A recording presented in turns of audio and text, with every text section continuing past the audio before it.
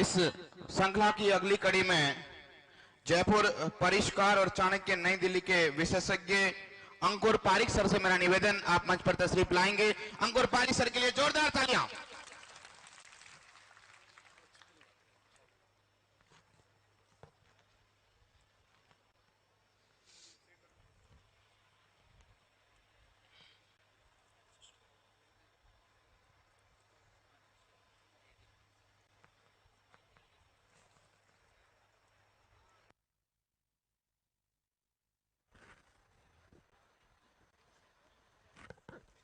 कैसे हो आप लोग? सबसे पहले तो आप सब खुद के लिए तालियां बजाओ। अरे पूछ तो लो क्यों बजानी है? क्योंकि पिछले 6 सालों से मैं पढ़ा रहा हूं। जयपुर, दिल्ली, इंदौर के बहुत सारे शिक्षण संस्थानों से जुड़ा हूं, लेकिन इतने अनुशासित बच्चे, इतने डिसिप्लिन युक्त बच्चे मैंने आज तक नहीं देखे। ये मैं कोई फेकालॉजी नहीं कर रहा हूं, ये मेरी सच्चाई बता रहा हूं। और मैं पूरी उम्मीद है कि आप ऐसे ही बने रहना, ठीक है? कहीं ये नहीं हो कि सर अभी तो पहला दिन है, पिक्चर अभी बाकी है, ऐसा तो नहीं है। चलो बहुत अच्छी बात है, बहुत अच्छे से पढ़ रहे हैं। पूरे मंच को प्रणाम, आपकी नागौर भूमि को प्रणाम, जहां पर हमें आमंत्रित किया गया है हम आपसे कुछ बात कर सके। दोस्तों, जो कंपटीशन एग्जाम है ना, वो कंपटीशन एग्जाम आपके एकेडमिक्स एग्जाम से अलग होता है, ठीक है? मेन प्रॉब्लम ये होती है, आप में से अधिकांश लोग ये अंतर ही नहीं कर पा रहे हैं, ठीक है, कि कंपटीशन क्या होता है, एकेडमिक्स क्या होती है। एकेडमिक्स में क्या होता है, जैसे आप बीए, बीएससी, बीकॉम जो भी कोर्स कर रहे हैं, नर्सिंग, क्या करते हैं हम? 10-15 पेज रटते हैं, ठीक है? ये सब फालतू की बातें हैं कि सर हम पूरा साल पढ़ते हैं, ये वो कोई नहीं पढ़ता। हम भी एग्जाम दिए हुए हैं, 10 से 15 पेज पढ़ेंगे, इससे कोई फर्क नहीं पड़ता कि एग्जामिनर ने क्या पूछा है, हम तो कॉपी में वही लिख के आएंगे जो हमने पढ़ा है। ऐसा ही करते हैं ना? ऐसा ही करते हैं। लेकिन यहां पर जो आपको कंपटीशन एग्जाम देना है, अगर आपको रीट करनी है, आपको एलडीसी करना है, आपको आरएस बनना है, तो आपको टेस्ट मैच की तरह खेलना होगा। टेस्ट मैच समझते हो?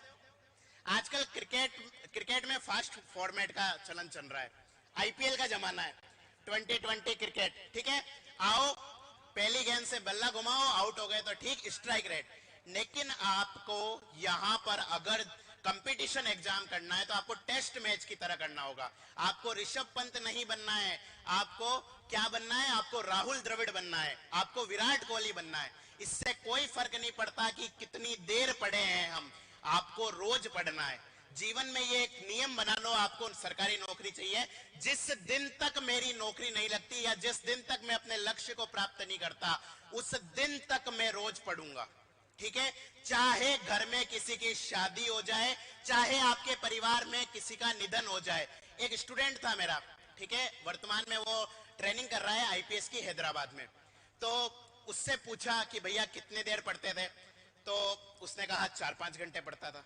4-5 घंटे में आईपीएस हो गया? हमारा तो रेट ही नहीं निकला। कई बच्चों ने कहा, लेकिन 4-5 घंटे उसने कहा कि मेरी मौसी जी का निधन हो गया था। सोचो, जिसकी मौसी का निधन हो गया उस दिन भी वो पढ़ा। अब हमने पूछा आपने कैसे पढ़ा? कि सर मेरे पढ़ने का टाइम है रात 2 बजे से लेकर 6 बजे तक। रात 2 बजे से 6 बजे तक का टाइम क्या हुआ? देखो, अगर कोई घर में शादी हो, फंक्शन हो, डीजे बज रहा हो, गाना बज रहा हो, खुशियां हो, सब थक थका के 2 बजे तक सो जाएंगे। कोई मर भी गया तो कितने ही रो लेंगे, कितनी बार घाल दी, लेकिन 2 बजे तक क्या हो जाएंगे? वो भी शांत हो जाएंगे। 2 से 6 बजे का जो टाइम है, देखो ऐसा टाइम बता रहा हूं, आपके घर वाले भी कहेंगे कि भूत वूत तो नहीं आ गया, पागल तो नहीं हो गया, इस टाइम पर उठ रहा है। लेकिन इस टाइम का आप यूटिलाइजेशन करिए। ये टाइम आप पढ़कर देखिए, आपको ये जो 4 घंटे हैं ये इतना दे देगा कि आप बाकी 9 से 10 घंटे पढ़ते हैं उसमें नहीं मिल पाएगा। दूसरी बात, कई बच्चे कह रहे थे कि सर पढ़ने में मन नहीं लगता।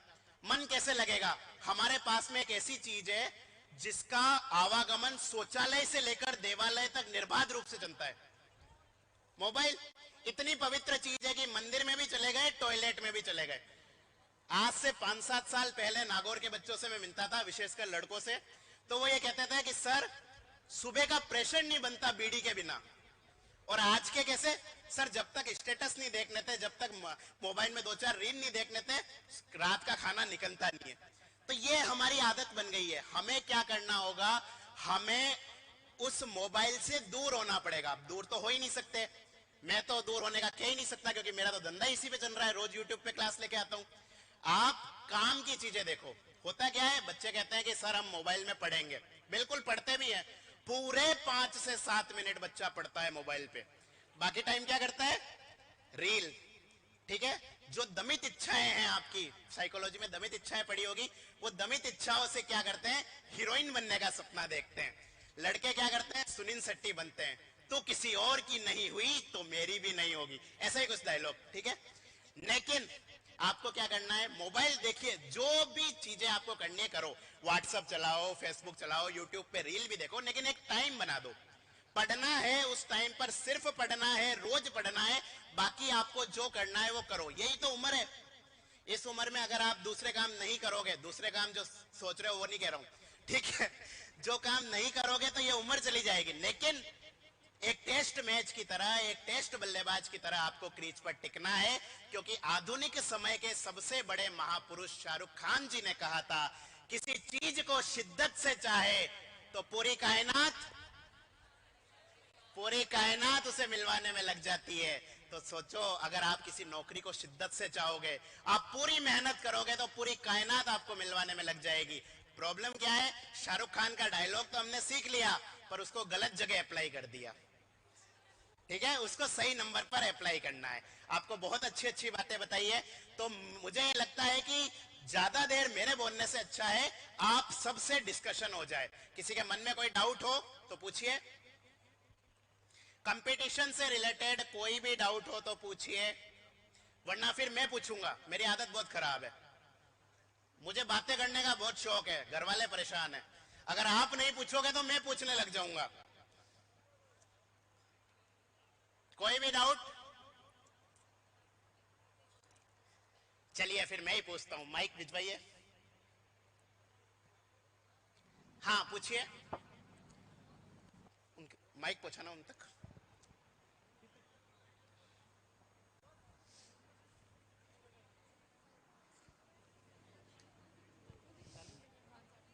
नमस्ते सर। नमस्ते। सर मेरा नाम पवन भाटी है सर। जैसे मेरा एम मेरा सिविल सर्विस का है बिल्कुल सर। सिविल सर्विस की जैसे मैं अभी तैयारी करता हूँ, उसे धीरे धीरे पढ़ता हूँ, तो सर उसके साथ मैं राजस्थान की भी तैयारी करूँ कंपटीशन की। बिल्कुल करनी चाहिए।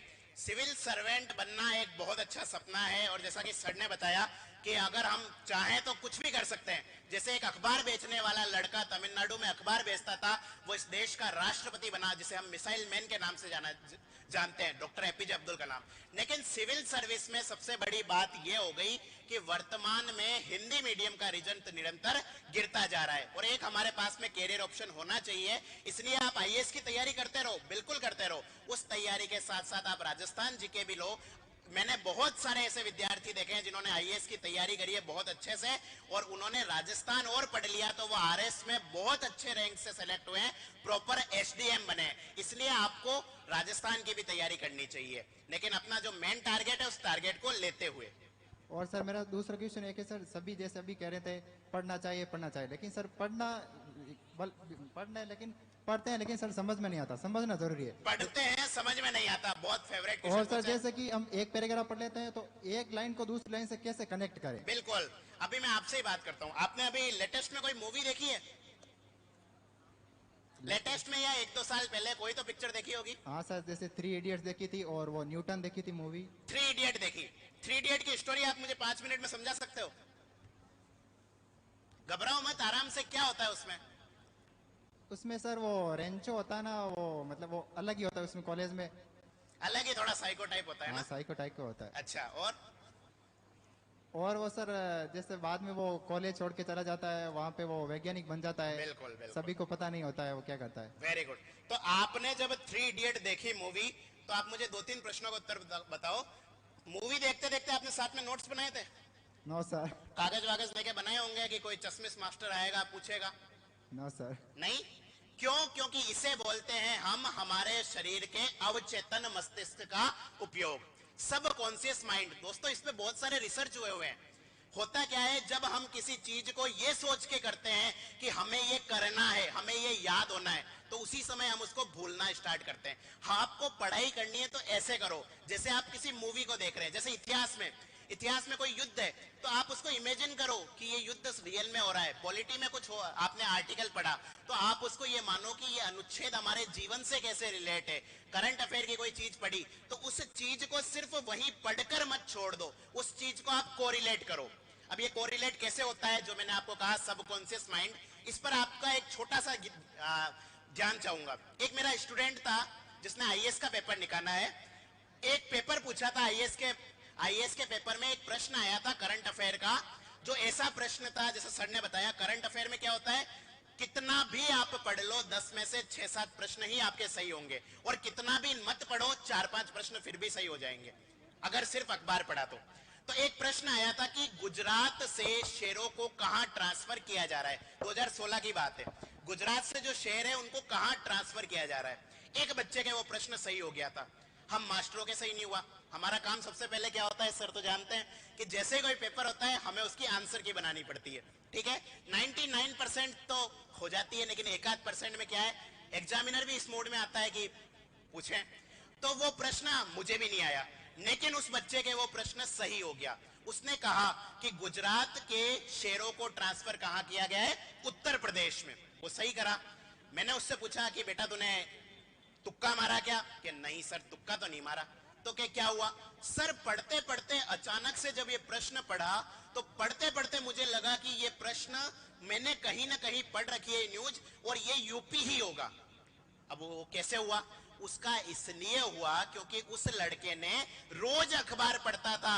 4-5 महीने पहले अखबार में छोटी सी न्यूज आई थी, इतनी सी न्यूज आई थी कि गुजरात के शेयर को ट्रांसफर किया जा रहा है, कहां पर, उत्तर प्रदेश में। जो शायद उसने इसलिए नहीं पढ़ी होगी, उसने उसका नोट्स भी नहीं बनाया होगा, उसने उसको याद भी नहीं करा होगा, लेकिन वो पढ़ रहा था, उसके अवचेतन मस्तिष्क में वो ठीक वैसे ही चले गया। चलो डीजे को जाने देते हैं।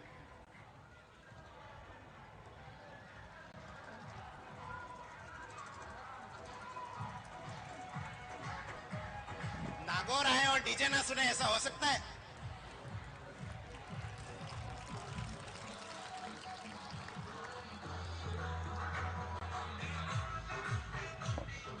हाँ, तो उस लड़के के दिमाग में वो चीज ऐसे ही छप गई जैसे कि आपके 3 इडियट छप गई। समझ गए? अगर आप में से कई लोग आईपीएल देखते होंगे, आईपीएल तो देखते ही हैं। कल का मैच कौन जीता? राजस्थान रॉयल्स जीत गई। क्या बात है, मतलब आज सेमिनार लेने आना है पर कल का मैच जरूर देखा। चलो, अब जिसने मैच पूरा देखा उससे 3 महीने बाद भी पूछेंगे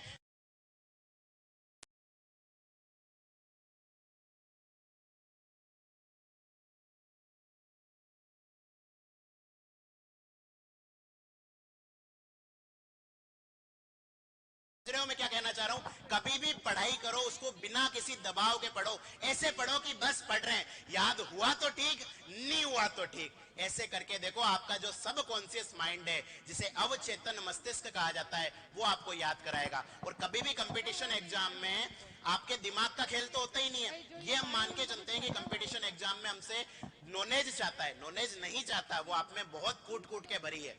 वो क्या चाहता है, आप दिल और दिमाग से वहां उपस्थित हो या नहीं। आप में से कईयों के साथ हुआ होगा, जिसने पेपर दिया होगा, सर आ तो रहे थे पर एग्जाम में मैं भूल गया। हुआ ऐसा? कईयों के साथ ऐसे हुआ होगा, सर टाइम मैनेजमेंट नहीं हुआ। कईयों के साथ हुआ होगा, सर ओएमआर में गोले गलत भर दिए, 21वें प्रश्न की जगह 22वें का गोला भर दिया, और वो गोले गोले भरते भरते 82वें प्रश्न में याद आया। तब तक तो क्या हुआ, लंका लूट गई। तो इसका सबसे बड़ा सॉल्यूशन क्या है, अभ्यास, प्रैक्टिस। संजू सैमसन कल डायरेक्ट मैच में नहीं उतरा था बैट लेके, उसने बहुत ज्यादा प्रैक्टिस करी थी, उसने बहुत ज्यादा अभ्यास करा था। गलतियां तो हमसे होगी, आपसे, मेरे से, सारे बच्चों से होगी गलतियां। और ये मानकर चलो कि आप अगर आज पेपर दे देते हो तो कम से कम 10 प्रश्न ऐसे होंगे जो आपको आ रहे होंगे और आपके गलत हो जाएंगे। और वो गलतियां हमें सुधारनी कैसे, हमें पता है गलतियां हमसे होगी, तो क्यों ना वो गलती हम टेस्ट सीरीज में दे दें, क्यों ना वो गलती हम अभ्यास में दे दें। पढ़ने से ज्यादा जरूरी है आपका अभ्यास करना। दिन में कम से कम 5 प्रश्न सोल्व करके जरूर सो। ये नियम बना दो कि 5 एमसीक्यू मुझे सोल्व करने हैं। ठीक है, और पूरा वैसे, क्योंकि कई बार क्या होता है, प्रश्न लिखा होता है निम्न में से असत्य कथन है, 3 स्टेटमेंट दे रखे होते हैं, उसके बाद प्रश्न स्टार्ट होता है, और हम क्या करते हैं, हम वो असत्य नहीं पढ़ते, उस समय करते हैं यस मेरा सही हो गया, और बाहर निकल के कहते हैं शिट। होता है ये इसीलिए होता है कि हमने अभ्यास नहीं करा। प्रैक्टिस आपको बहुत ज्यादा करनी है, जितना ज्यादा अभ्यास करोगे उतना ही आप निखरोगे। और कोई प्रश्न? सर हाँ सर जैसे कि यूपीएससी में जैसे हाँ। हिंदी मीडियम में रहता है सर, हाँ। तो उसमें सर ये तो ज्यादा हिंदी मीडियम का परिणाम है ना, हिंदी साहित्य में ज्यादा रहता है बिल्कुल। ऑप्शनल में, तो सर हिस्ट्री ले या हिंदी साहित्य ले? आपका सब्जेक्ट कौन सा है? आपने ग्रेजुएशन में कौन सा पढ़ा? सर मेरे सोशियोलॉजी है, हिंदी लिटरेचर है और हिस्ट्री है। देखो यूपीएससी के सब्जेक्ट में क्या होता है, यूपीएससी का सब्जेक्ट वो लेना चाहिए जिसमें आपको इंटरेस्ट हो। इससे कोई फर्क नहीं पड़ता कि आपने ग्रेजुएशन कहां से करी। बहुत सारे ऐसे स्टूडेंट भी है जिन्होंने आईएएस निकाल दिया, डॉक्टर थे संस्कृत लिटरेचर से, जिनको संस्कृत का स भी नहीं आता था और एग्जाम निकालने के बाद भी नहीं आता, परंतु क्या है उन्होंने उस अप्रोच से पढ़ा। आपको जिस सब्जेक्ट में, हर सब्जेक्ट बराबर वेटेज रखता है, बराबर इजी होता है। इसका सिंपल सा प्रयोग मैं ये बताता हूं। आप 4-5 सब्जेक्ट, जैसे आपने 2 सब्जेक्ट सोचे, एक तो सोचा है हिंदी साहित्य, दूसरा आपने सोचा है हिस्ट्री, तो आप क्या करो, 5 दिन हिंदी साहित्य पढ़ते हुए देखो, घड़ी का अलार्म लगा दो, टाइमर सेट कर दो, हिंदी साहित्य पढ़ना स्टार्ट कर दो। 5 दिन कितनी देर आप कंटिन्यू बैठ के पढ़ लिए, 20 मिनट, 15 मिनट, 5 मिनट, 2 घंटे, उसके बाद में 5 दिन आप पढ़ो जो आपका दूसरा सब्जेक्ट है। आपको अपने आप पता लग जाएगा कि मुझे किसमें इंटरेस्ट है। यूपीएससी के ऑप्शनल का मतलब होता है आपको दुनिया भर का पढ़ना पड़ेगा, 360 डिग्री अप्रोच से पढ़ना पड़ेगा, और वो आप उसी को पढ़ सकते हो जिसको आप पसंद करते हो। मान लो आपकी फेवरेट हीरोइन अनुष्का शर्मा है और आपको जबरदस्ती कैटरीना कैफ की पिक्चर दिखा रहे हैं, तो आप क्या करोगे, थोड़ी देर बाद बोर हो जाओगे। इसीलिए यही ऑप्शनल में भी नियम होता है, आप एक सब्जेक्ट खुद से पूछो कि मुझे किसमें पढ़ने में मजा आता है, मजा आएगा तभी तो पढ़ पाओगे। और ये सिर्फ यूपीएससी के लिए नियम नहीं है, कई लोग पूछ रहे हैं कि सर मैं एलडीसी का पेपर दूं, या फिर मैं वनपाल का दूं, या फिर मैं रीट का दूं, ठीक है, तो आप फॉर्म तो सबका भर दो, पर टारगेट उसका लो जिसमें आपको इंटरेस्ट हो। जैसे कई स्टूडेंट है जिनकी गणित बहुत अच्छी होती है, गणित में उनको कैलकुलेटर भी यूज नहीं करना, तो वो ऐसे पेपर की तैयारी करो ना भैया जिसमें गणित अच्छे से आती है। और कई है उल्टे, वो सोचते हैं कि आर्यभट्ट ने जो आविष्कार करा वो मेरे लिए ही करा, ठीक है, यानी कि गणित में उनको कुछ नहीं आता, और वो जबरदस्ती तैयारी कर रहे हैं पटवारी की, एसएससी की, बैंक पीओ की, जहां पर गणित ही आता है, तो उसका सिलेक्शन कैसे होगा। आपको अपनी ताकत और अपनी कमजोरी का पता होना चाहिए। कमजोरी और ताकत का पता होगा, जो आपकी ताकत है उस ताकत का कहां पर यूज हो सकता है, उस एग्जाम की तैयारी करो, आप निश्चित रूप से निकाल लोगे। और सर जैसे तैयारी करते हैं तो उसके साथ में सर ध्यान और योग करना जरूरी है क्या सर? बिल्कुल जरूरी है, परंतु उतना नहीं जितना बाबा रामदेव बताते हैं, ठीक है। हल्का फुल्का योग कर लो, हल्का फुल्का ज्ञान दे दो। और मैं तो ये तक कहूंगा, कोई ज्ञान के लिए प्राणायाम वगैरह की भी जरूरत नहीं है, करना चाहिए, अच्छी चीज है, लेकिन आप क्या कर लो, संगीत सुन लो, सबसे अच्छी थेरेपी है। पढ़ते पढ़ते बोर हो गए, हिस्ट्री आपने पढ़ ली 4 घंटे, ठीक है, सारे युद्ध याद हो गए, अब आपको खतरा लग रहा है कि महाराणा प्रताप को आप किससे लड़वा दोगे, औरंगजेब से लड़वा दोगे, तो ऐसी कंडीशन में आपको क्या करना है, आपको सीधा सीधा एक म्यूजिक सुनो, आराम से टहल लो, कैसे भी करके आप रिलैक्स कर लो, ये रिलैक्स होना बहुत जरूरी है। Thank you sir. और किसी के मन में प्रश्न पूछो, पीछे वाले तुम भी पूछ लो, क्योंकि एपीजे अब्दुल कलाम ने कहा था कि किसी भी क्लास के जो टॉपर होते हैं वो बैक बेंचर ही होते हैं। तो मैं क्या उम्मीद कर सकता हूं राजस्थान के पीछे जो बैठे हैं वो एसडीएम निकलेंगे अब सब? चलिए ठीक। और अब मैं सर्वोदय कॉलेज का भी बहुत ज्यादा आभारी हूं, जैसा नाम सर्व उदय वैसा ही ये कर रहे हैं, आप सबके लिए बहुत बड़ी बात है। जैसे भागीरथ गंगा लेकर आए थे, जैसे गंगा सिंह ने मरुस्थल के अंदर पानी पहुंचाया, वैसे ही आपके सर्वोदय प्रशासन ने बहुत बड़ी पहल करी है। अब आपके पास तक नदी आ चुकी है, अब तो पानी पी लो, ठीक है। All the best. बहुत बहुत धन्यवाद सर।